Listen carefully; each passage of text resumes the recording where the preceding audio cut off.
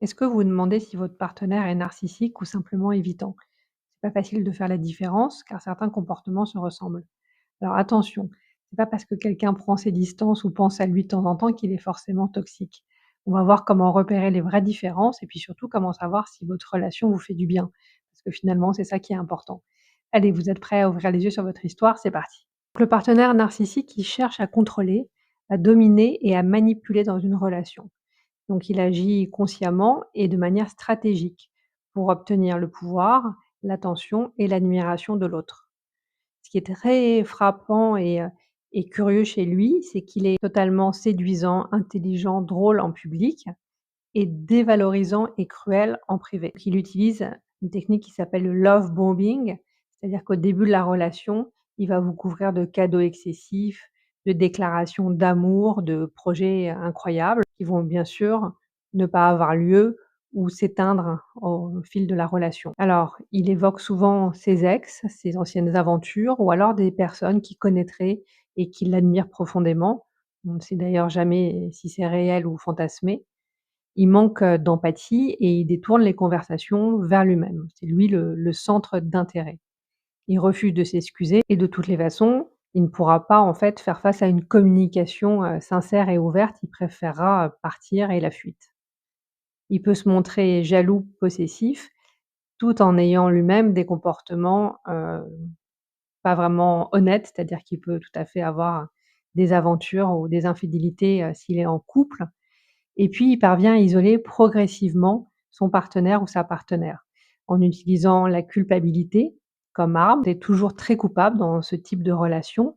Il vous rabaisse constamment et puis il maintient une emprise, c'est une véritable emprise en effet psychologique et ça s'installe et ça dure et c'est quelque chose qui sera vraiment toujours présent dans cette relation-là et ça crée un cycle de doute et de dépendance émotionnelle. Le partenaire avec un attachement évitant, il est en autoprotection avec un mécanisme, de défense émotionnelle, en autosuffisance, c'est-à-dire qu'il est convaincu de n'avoir besoin de personne et de pouvoir se suffire à lui-même. Une fuite de l'intimité, donc il est en inconfort face, au rapprochement émotionnel. Ce style d'attachement, ça concerne 25 des adultes, c'est un chiffre assez important et il trouve, donc ses racines dans les expériences précoces de l'enfance. Donc ça, les styles d'attachement, vraiment, je vous conseille de vous renseigner, d'aller chercher sur YouTube ou sur ma chaîne ce que c'est que les différents styles d'attachement. Donc l'évitant, lui, il agit par un mécanisme de défense, c'est-à-dire il souhaite l'amour, il veut vraiment réussir son couple et trouver finalement un partenaire, pour sa vie, mais il craint d'être blessé et de perdre son autonomie. Donc en fait, son retrait dans un couple, c'est pas du tout une stratégie de manipulation comme le narcissique, mais c'est une façon inconsciente de se protéger. Il fuit l'intimité dès qu'il se sent vulnérable, mais il veut pas détruire l'autre. C'est la grande différence. Parlons des points communs entre le narcissique et l'évitant. Donc il y a des différences, mais ils présentent quand même des comportements extérieurs souvent similaires. Donc c'est ça qui peut créer une confusion. Donc tous les 2, ils maintiennent une distance émotionnelle dans la relation. Ils sont pas vraiment investis émotionnellement. Ils ont tendance à éviter les conversations, profondes sur leurs sentiments. Ils se livrent, pour ainsi dire, jamais. On observe aussi chez les 2 un retrait lors des conflits. Ils préfèrent prendre la fuite ou sortir même de la maison s'il y a un conflit plutôt que de pouvoir communiquer.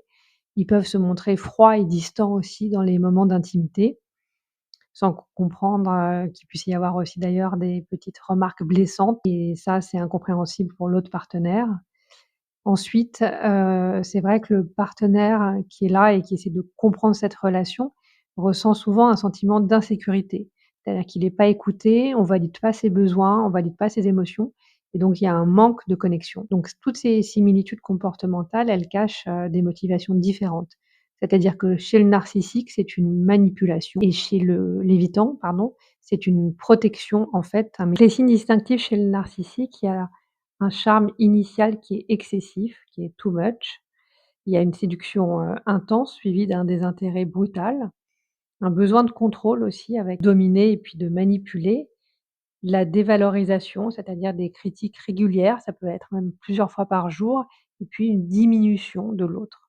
En fait, sa jouissance passe par une manipulation, une domination et une diminution de la personne qu'il a en face de lui. Donc il alterne entre ces phases d'idéalisation et de dévalorisation.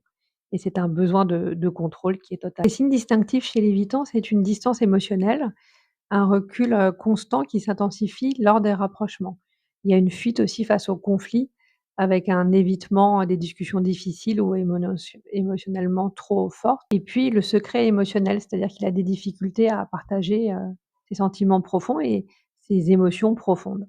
Donc en fait, l'évitant maintient une distance constante. Donc sa peur de l'intimité n'est pas calculée, mais elle est protectrice. Alors il y a des similitudes apparentes, donc les 2 profils, ils semblent froids, distants et finalement ils limitent l'accès à leurs émotions et à leur vulnérabilité. Donc leur communication émotionnelle est souvent pauvre et les relations intimes sont très difficiles et très complexes pour eux.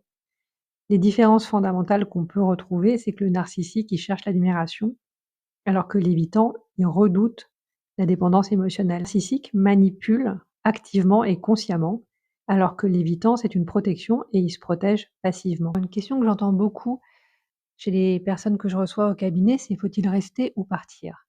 Donc la vraie question, c'est pas de poser une étiquette, mais plutôt de se demander: «Est-ce que mon partenaire est prêt à évoluer, à reconnaître ses torts et à s'investir dans une relation plus saine?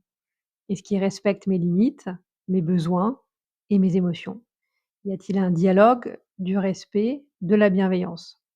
Si la réponse est non, pour moi, à mon avis, c'est difficile d'envisager une relation saine et épanouissante. On ne peut pas changer l'autre, donc une relation saine de couple se construit à 2, sur la base bien sûr du respect, de l'écoute, de la vulnérabilité et de la réciprocité. Que faire si je suis concernée? D'abord, vous devez établir vos limites, c'est-à-dire définir ce qui est acceptable ou non pour vous dans une relation. Ne pas vous rendre en fait responsable du manque d'engagement ou d'empathie de l'autre et surtout ne pas culpabiliser. La culpabilité est l'arme vraiment favorite de ce genre de personnes, donc il faut vous enlever toute culpabilité. Il faut vraiment prioriser votre bien-être, c'est-à-dire que c'est votre santé mentale qui doit vraiment être votre priorité.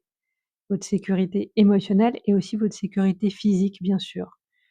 Vous pouvez chercher aussi un accompagnement professionnel, c'est-à-dire, auprès d'un psychothérapeute, d'un psychologue. Vous entourer de personnes de confiance, c'est-à-dire ne pas avoir peur d'en parler autour de vous, à vos amis, à votre famille et puis surtout, comprendre que même si on peut parler de thérapie de couple, si vous voulez sauver votre couple, c'est quand même la thérapie individuelle qui pourra vous éclairer sur, toutes les dynamiques relationnelles complexes et peut-être des schémas aussi que vous répétez.